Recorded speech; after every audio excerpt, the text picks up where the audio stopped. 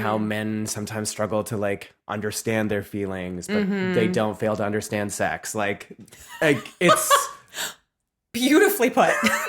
it's Beautifully true. put. It's true.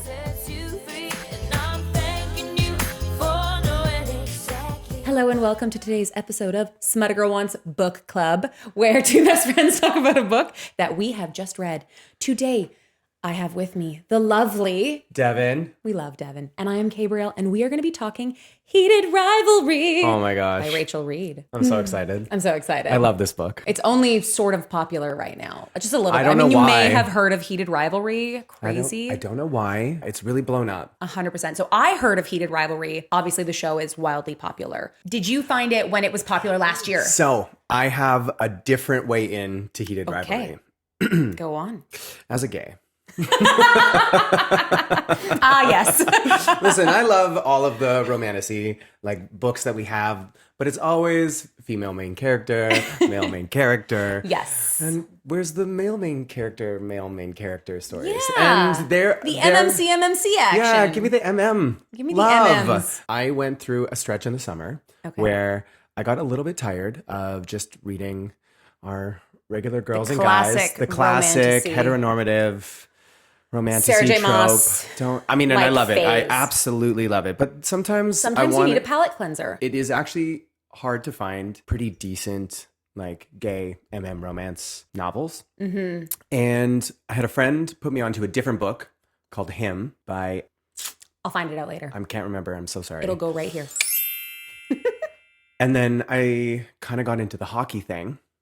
And was Him a hockey book too? Okay. And there's a bunch of them. I didn't even know it existed. And then we came into the she has a series. Rachel Reid has a series. It's called the Game Changers series. And it starts with Game Changer, and then Fabulous. and which is a fabulous book. That was Fabulous the first one book. I read, and We I will be loved it. reviewing I was that in the quite future.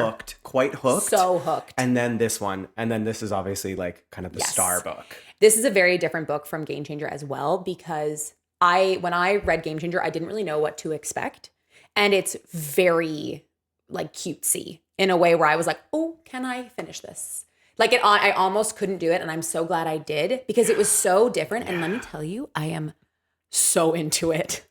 I did not expect like all the other girls in the world. No! Such a chokehold on me. Like, oh my God. It did a lot for me.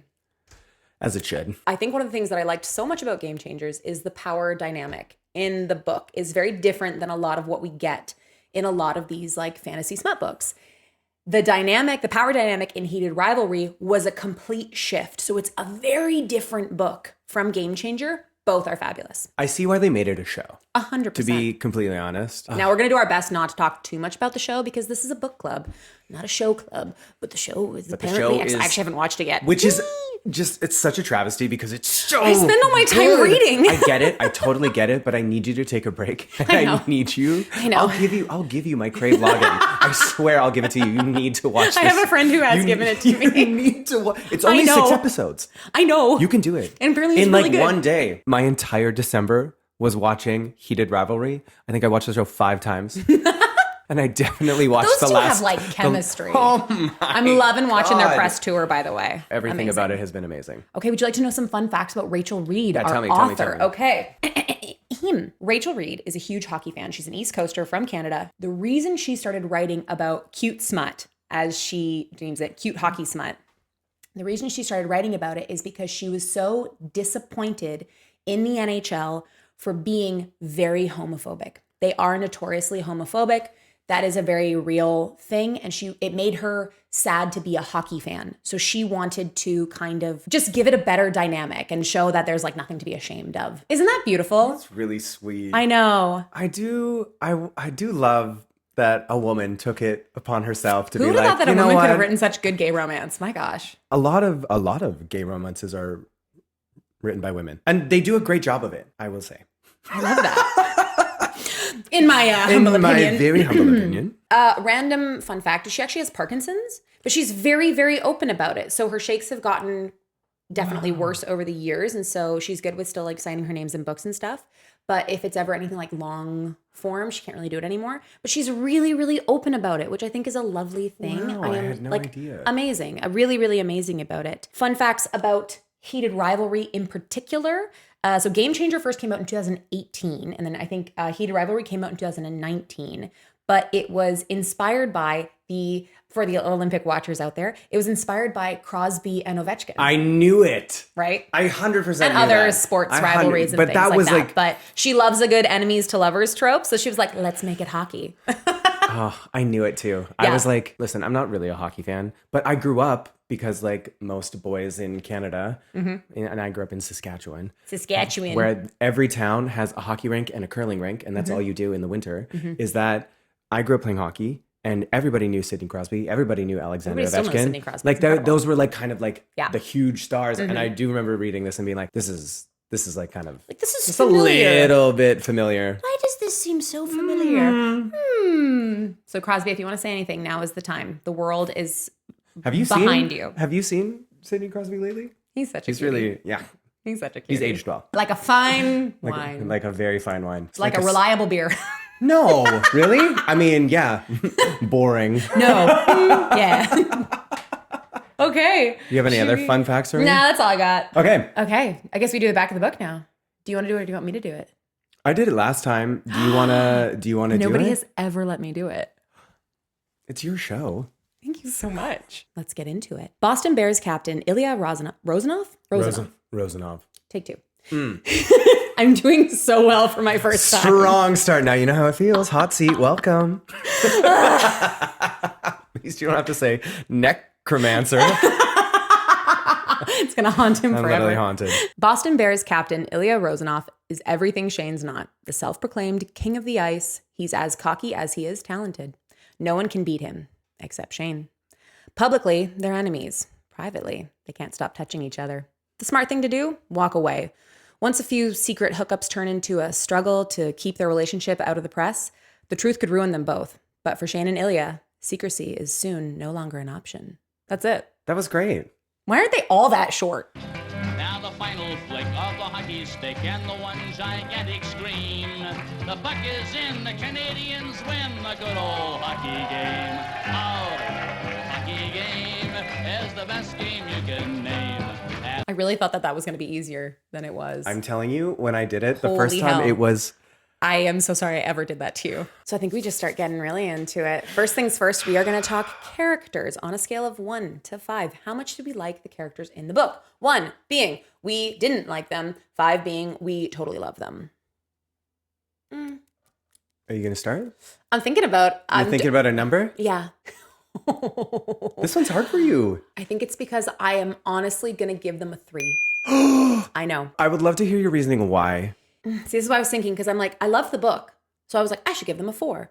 But at the same time, no. You know what? I will give them a 4. They both had really excellent arcs. They both really came a long way from the beginning of the book to the end of the book. Mm-hmm. I think I'm getting stuck in it being kind of cutesy, and I think I'm being a snob. And when something is cutesy, I kind of am going to be a lot more critical of it, which is not fair to the book. But they were really well-rounded. I thought that it was like, I think Ilya in particular, to see how he like comes around is really quite lovely. I'm also giving a 4. I want to touch on this first, is that it's a little bit of a lighter, more of a cotton candy style romance. And they're just so easy to read, and it's delicious, and it's very fast-paced, and you can just fly right through it. It doesn't take a lot of... It's not a long book either. It doesn't take a lot of brain power to like comprehend what's going on. I literally asked Devin to do this interview with me like 4 days ago, and he was like, yeah, let me just power through it. It's very easy to read, and it's also very enjoyable. It was also it's very, you can like burn through that. You devour that book. You really can burn through it. Also, it's just like, it was a great second read.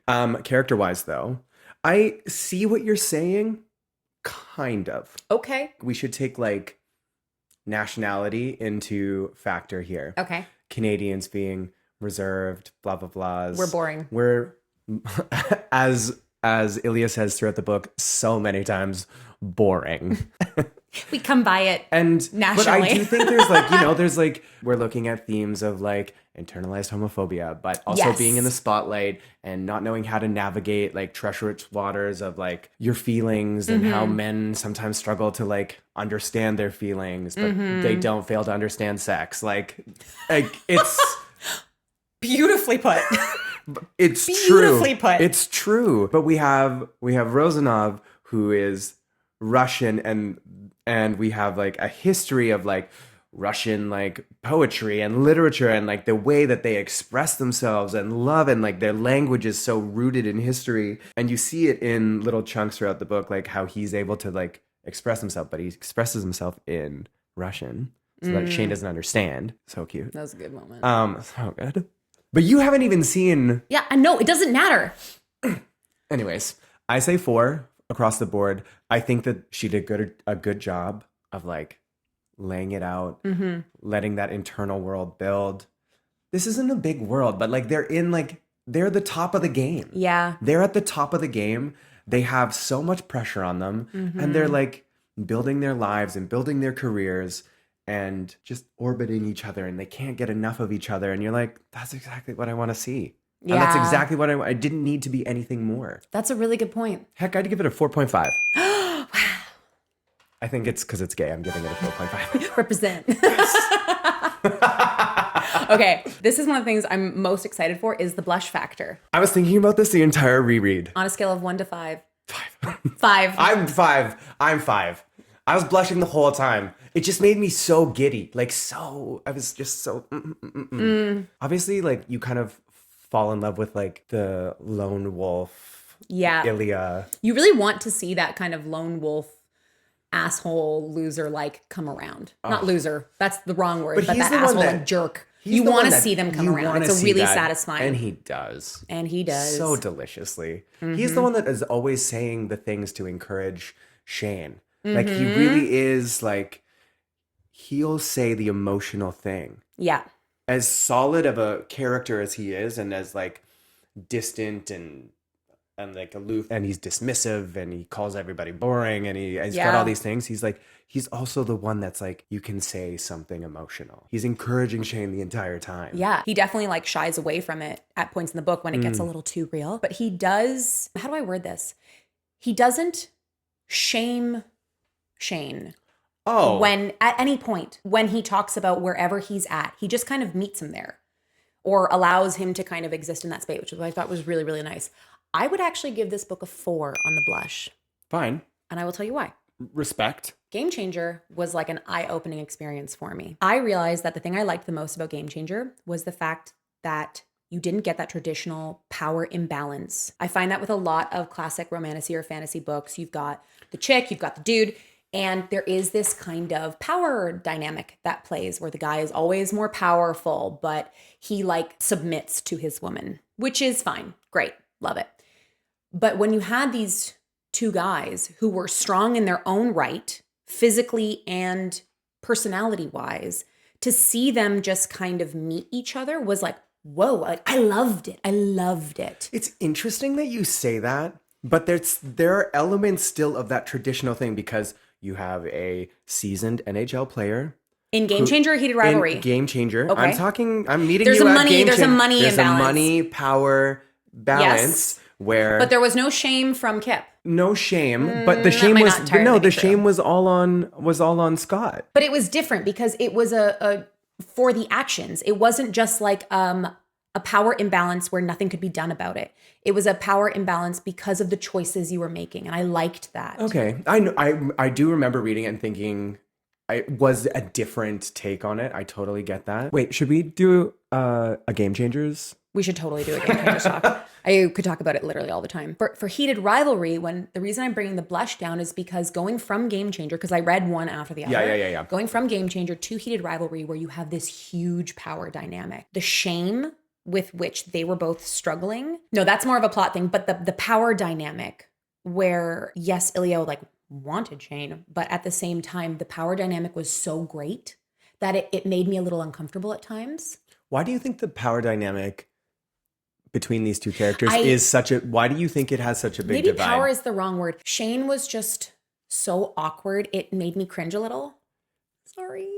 And I know he's new, but I hate the first time trope. I think I hate a first time trope. This was kind of that. But it's showing them starting off when they were like 18, Totally just before true. they were drafted. I love reading about 25 pluses. Reading about 18-year-olds is tough for me. But you are watching them grow. Yes. So you do have to have a point to start from. I know. This is why I'm still giving it a 4. And the little like the water bottle with the hand. I know. Right after the treadmill, you're just like, oh, that's so cute. Yeah. Oh man, there's so many moments. The shower scene, the first shower wild. scene where Shane's like staring and Ilya like, I literally was in like, I don't know where I was reading it, but I was like, I had to like take a moment to compose myself. The gays everywhere know that. They know that. We got to talk about the Scoville Scale. On a scale of 1 to 5, how spicy is this book? 1 being, just a bunch of Regency prudes. 5 being Heated Rivalry. Yes. Literally the entire book 5. Is them doing it. 5. It is a 5. It is a hard 5. I remember reading this and I was just like, right, this is the male libido we're talking about. Of course. They're doing it all the time. All the time, literally everywhere. Everywhere. It's almost in like, I would say you get like 1 a chapter, considering that you probably get more than 1 in certain chapters. Well, I mean, it is a small book. It's a small book. You have a lot of years to cover. Got a lot to cover. There are months in between that we don't hear about. Yeah. So when they're meeting, they got to do it. Mm-hmm. And they be doing it. Hotel. Where else do they do it? A lot of hotels. Wait, actually, I'm forgetting. Only hotels? And Shane's condo. Oh, and Ilya's condo. Oh, yeah. And then the cabin. Oh, my God, the cabin. He bought him a whole building just so they had a place to do it. If that ain't love, let me tell you, the standard. My God, the standard. The bar is set. If you don't buy me a building, do you even really love me? Honestly. I mean, wait, I'm in a 7-year relationship. I'm like, I love you, but buy me a building. Yeah. Honestly, there's not much more to say about it. It's really well done. The Scoville is very high. The descriptions are fabulous. Oh my God. Like it's so good. And it's a lot. To anyone who appreciates the male form, you will enjoy this. To anybody who has not experienced a gay romance book, try it. It is a game changer. Oh. We're talking about Heated Rivalry. We can have a whole separate conversation about that book. I saw the opportunity. I had to do it. Stop. Okay. Anyway, try it. It's really good for you. It's so good for you. So good for you. It's so easy to read. Just do it. Just do it. Okay. And finally, we're going to talk about the plot. On a scale of 1 to 5, how much did we like the story told about these two rival hockey players? I think I'm in a little bit of a dream state from just reading it. Like literally in the last 2.5 days, I have powered through this book. So I'm very like swept up in it. And I think I'm being... I can't imagine what it would be like to read that fast. She called me. He's been working too. I was like, I got to do this because it's been a long time since I read it. And I watched the show. So I was like, let me... That's also love. Buy me a building or read a book in 2.5 days for me. Yeah. That shows love. That's it. Okay. I think plot, probably 3.75 to 4. I'm trying to be really generous because I love it so much, but it's not really like, I'm not really reading it for the plot. It's like a constant little meet cute into another time when they're together. And it gets really cute when they start actually texting. Mm-hmm. And I like the names. I love the names. Lily and Jane. I know. I love that for them. The progression of it all makes sense. Yeah. We're not learning anything really new. We're just kind of falling in love. It's not about like what's going on in the world. There's a little bit about the NHL being like, I think maybe it's because it's and not a fantasy book. Like there wasn't a lot of need to establish the world. Like the world building was kind of already there. So they didn't need to focus too much on that because the language we already knew. You don't need to explain to me what it means to have a long distance relationship because I know how far it is between Boston and Ottawa. And I like that Rachel Reid didn't waste her time like getting into it. And I actually plopped into the world. Yeah, I'd give it a 4, I think, actually. I know what you mean though. Maybe a 3.7. I've never given a 3.7. Sorry, I did throw that off. You really mess around with them numbers. I respect it. Next time I'm going to throw a different decimal point at you. Get one more decimal over. It's going to be a 3.85. 0.83. Find that amount of star to put on the thing. But I really liked it. Okay, so this was... I also liked it. Everything that kind of happened, I always talk about this, the choices that were being made, I thought it was all really good. The way they kind of solved problems and the way that problems were created, really well done. This is what I was talking about when I was talking about the gay experiences. We briefly had a chat way back when I first read the book. As a female reader, I don't know if this should have been my introduction, because I haven't read a lot of gay romance, and I was just like, oh man, the shame is so much. But that is a huge part of a queer experience, in all honesty. I'm just really putting you on the spot. Yeah. I don't know. I think gay experience... We don't have to talk about it. No, I think this is a valid point to make. You're being othered. And there is a lot of internal shame that happens, and that is from outside forces to make you feel like you shouldn't be the way that you are. Mm-hmm. So shame really is a huge part of growing up gay. I think it's changing because I think there are a lot of parents who now acknowledge they're like, I love you no matter what. There's so many shows, and there's so many books, and there's just so many resources, more representation and now. So much more representation that really is showing there are people of all kinds and all sorts and ways to love that exist in the world. It was different, I think, when I was growing up, and I don't want to age myself on camera, but when I was growing up. 50 years ago. Exactly. You look fabulous for 50. Thank you so much. So vile. When I was growing up. Laugh it out. Okay, I've got it together now. I don't. When I was growing up, I mean, we didn't have shows and the internet, really. Yeah. I mean, the internet was new, and... Yeah, we were there before the internet. Literally. Yeah. I grew up before there was cell service in certain areas. And especially in Saskatchewan. Oh my God. I had to climb a tree to get cell service so I could text a friend back. That was how bad it was. You didn't know what being gay was because there were no, resources. There were just no way of understanding. You didn't see yourself in the media. Now people see themselves represented in all kinds of media. Mm-hmm. And it's different now. Yeah. If you read some other queer literature, shame is a big factor. Yeah. It's a character development kind of device, I find. Because you have to work through your own shame to find the self. And then you're able to because you are so much more than your shame, but it's such huge, shame is such a huge emotion. Oh. All consuming. Anyway. But I do make a joke sometimes where I'm just we should be shaming people again. Some people could use it. Some people just be shame on you. Yeah. Some people could use it. You know what was one of the things in the book that I actually quite loved? What? Shane telling his parents, it wasn't that he was ashamed to be gay. It was that he lied to them and that it was Ilya. And he wasn't ashamed of Ilya by any means, but he was afraid of telling his parents because they were they're such big hockey fans. Yes. Which I loved. Yes. The mom, she only has she's only in the book for 3 pages tops. And I'm oh, she's so great. You'd love the show. I know. Get on with it. You'd love the show. Get on with it. I liked the parent dynamic with both of them. I think... They're so involved with him, but he really and he's such a doting son, but he really does want his independence. Yeah. I do love that they both have their independence, which is not something that you see oftentimes in our romantic worlds. Mm-hmm. And I think it's really lovely that both of these men are very independent men. They orbit in the same world. They are at the same, they are the best of the best. Even Rozanov says, he's I like beating everybody. But he's I like beating you because you're the best. You are wonderful. Thank you. I've worked hard to become so. Mm-hmm. And I'm it's so good. Stuff like that is just so... And there's little things like that throughout the whole book. But I don't know. Wait, what were we talking about? Remember the plot. The plot. We can keep I've going. lost the plot. What else about the plot? Are there any other noteworthy moments from the book that you really loved or didn't love or... There are many that are very delicious. Things looking at obviously the first scene with them in the gym with the water bottle. I like that there was a play element in that.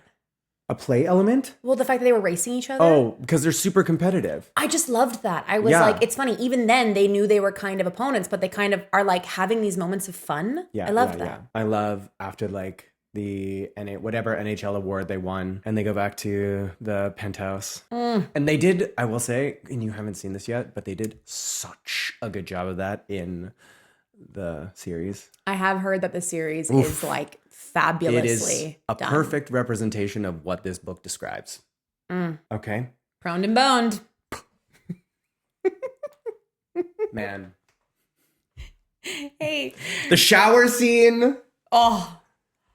But then it also You're literally gets really, melting just thinking about it. I'm like swooning over these characters. I honestly love them. Yeah. And then I also think we have some really like tender, beautiful moments where they start to care about each other. Like when they start texting. I love when Ilya starts getting jealous because of Rose. Rose, she's such a sweetie. Oh, and she is so freaking sweet. Yeah. I was like, that is like, honestly, that's the best case scenario for any gay out there who can't like come out. Oh my gosh, yes, we haven't even touched on that. That dinner scene where she kind of tells him that she can be like a safe space for him.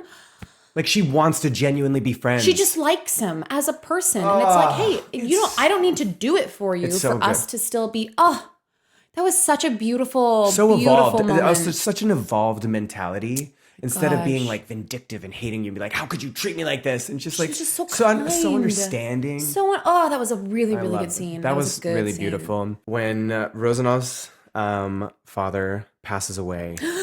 So emotional. Which like literally you don't feel bad. It must be such because, a huge weight off of his shoulders, yes, which is a horrible thing to say. Lifting of like, a burden yeah. of like his family back home. And I like that he still cared for his family, but also like set that boundary. But it's the phone call where he speaks in Russian, which they obviously can't put the Russian in there in the book. Google Translate. We have this little like snippet of saying like, I'm falling in love with you. It's so good. I like that from the reader perspective that Ilya is the first one to kind of come to that conclusion. Like Shane is definitely like, hey, Shane is feeling it the entire time. He's feeling it, but he's like, hey, there's more here, right? And Ilya's like, no, of course not. But then Ilya is the first one to be like, I think I'm like, Shane would have said it like years before if Ilya would say it. Oh yeah. Like Shane just is like, I don't want to push you away. But I like that Ilya was the first one because in my opinion, Ilya was, they talk about this in Love, that when it comes to love, the person who loves the other more, they have the least amount of power. Okay. Who do you think in this situation loves the other more? So this is what's interesting. In this dynamic, it's almost like you think it's going to be Ilya, that he has more power because he cares less. And then you quickly realize when Shane just starts to basically like plant his feet and to like ground himself, that Ilya does not have as much power. I agree. That he actually cares the most. And I think it's so. Or it's debatable. Or maybe they're right on par with each other. I think we see Shane's perspective and it seems like Shane cares more. Yes. But that's what I mean. But it's revealed later that's what I mean. That Ilya the entire time was exactly on the same. They both care. I know. So much. It's more impactful for me with Ilya because he's putting on the front that he doesn't care. Yes. Whereas Shane kind of doesn't do that as much. Maybe because he's just not up to like putting on that much of a show. But Ilya's character he's such a character. There's also a couple of things to like note about Ilya. Ilya is not repressed in his sexuality, is bisexual, not fully gay. He's got a completely different approach to sex. Yes. Shane, completely repressed. In like all the doesn't fronts. know what to do, wants to explore it, but like kind of doesn't know how. He doesn't know what he wants. He doesn't even know what to ask for. That's one of the things I actually love is how it's kind of open sweet. to that Ilya is. Like he's like, okay, like taking it slow, all that stuff. I'm just like, that's what makes it so good. Oh my gosh. But like Ilya shows the dynamic. Yes, but Ilya even says he's like, you like to be told what to do. And you're just like, okay. Okay. And he's like, Daddy. yes, but it's like, but there's that like the dynamic. We have like the top bottom dynamic. We have like roles that are being like assumed. I also think like then we get into the cabin scene, which is actually before that, when Shane gets hurt. Oh, so cute. Rosanov is like distraught, but he has to keep it together. Yep. And he's like, how is he? Like, how is he? And comes to see him in the hospital. That's a really sweet little moment. If I'm not mistaken, in the book, that's not when Shane asks him to come to the cottage. No, he's asked him before. Oh, it's before then, yeah. So but he's asked him several times. So there are a few times where he's like, you should come to the cottage. Come to the cottage. When he's really like in the hospital, he's like, come to the cottage. But he's doped up and he's loopy and he's like all these things. And Ilya finally says maybe. Because he's taking pity on him. But he like it's the person he loves is like in a hospital You know bed. what's funny too? Okay, the moment in Heated Rivalry when Scott and Kip kiss on the ice. Amazing. Did you love revisiting that because you had read it in I love the Game little touch Changer? because you know it's coming, right? You know it was coming. You know it's happening. The You're timeline like, thing oh my is God. great. And it was really, really spectacular watching them about to have this moment, about to get to see. I was so excited for them. And that's what I mean. It's like, this is one of the reasons why it's such a good book is because I was so invested in them. I was so invested in them. You just want them to get together. Your heart is like yearning for them to like, just say it, just say it. Yeah. And I mean, eventually they do. But like Ilya cheats and says it in Russian first. Yeah, fucking cheater. And then I also love how jealous Ilya is of Shane speaking English and French. I'm like, you speak English and Russian. His whole accent thing. Yeah, honestly didn't clock that. That's fair. Right? I was like, you also speak a second language. Other random little dynamics I'm just going to throw in there. One of the things I really loved was the moment at the Olympics where Shane realizes how bad it is to be gay in Russia. Really fabulous the way he was like, oh, we have this figure skater. Like, I should check in on him. And like those little moments, I was like, oh, that adds a really nice level of stakes. Back to the beginning. So I'm just kind of on like a Russian tangent right now. One of the things I really like is how Ilya was perceived as being this asshole, but really it's just that he was nervous because his English was bad. I just like, doesn't that make you feel for him like right off the beginning? And then when Shane swoops in and like he does like swoops in the interview and answers the question first. And then he's like, what he said? Oh, so good. And then So I like good. that Shane kind of clocks it. He goes, oh, how much of the question did he actually understand? And I was like, that's a really fabulous, like when you start to care for somebody and when you start to become aware of your partner. This is in like the love languages. This is a little bit of like an acts of service kind of thing. Shane covers him because he's like, oh, you need help here. I'm not going to make you ask for it. I'm just going to do it. Loved it. Yeah, you love to see the dynamic. It really was a very beautiful book. Really good. I'll probably read it again, to be honest with you. Okay, final question. Is this book over or underhyped? This book is appropriately hyped. It's appropriately hyped. It is so appropriately hyped. It is amazing. Everybody's Everybody's losing it over it. because of the myself show. included. And please watch the show. And please read the book. Support authors. Read the book. Yeah. It's a cotton candy romance. It has stakes. It's beautiful. Yeah, like if you're going for like, I mean, it's like you're it's longing for them to like to get past yes, their whatever barriers. it is an and, like, immersive experience. I love it. I can't wait to. I'm I gonna know. read it again. Can we just take a moment also to like, because they knew each other's favorite drink. Are you more of a Coke or a ginger ale person? I'm actually a Coke Zero, or a Me Diet, too. or a Diet Coke. I'm a Coke Zero girl. I love a Diet Coke. I know. DC. DC. What was I gonna say? Oh, and the tuna melt. When Yeah, you that was made him really weirdly cute. There's something about like if somebody loves you and they cook for you. That was a cute little moment where Shane's just like, oh, thank you. I want to read more of these. Yes. I mean, I've read I almost would all of read them. another one of these I in want a to read heartbeat. another. Hockey romance? Yeah, I like the hockey romance. don't It's a know good why, for the trope. It's record. fun. I looked into it. I was just curious. I was like, what other kind of sports romances are there? It's mostly hockey. Actually, I think that there's more than you think that there are. You know what? Maybe my Google search, the algorithm gave me a lot of hockey romance because Heated Rivalry is so popular right now. Yes. The algorithm gets me I'm every gonna time. put you on to some more after. Please. I will. Okay, perfect. Well, thank you so much for joining me again. Well, thank you for having me. We will see you This was so fun. soon. And I will see you next week when we are going to talk about the third Bridgerton book, An Offer from a Gentleman. Oh, We're inspired by TV right now. I love TV.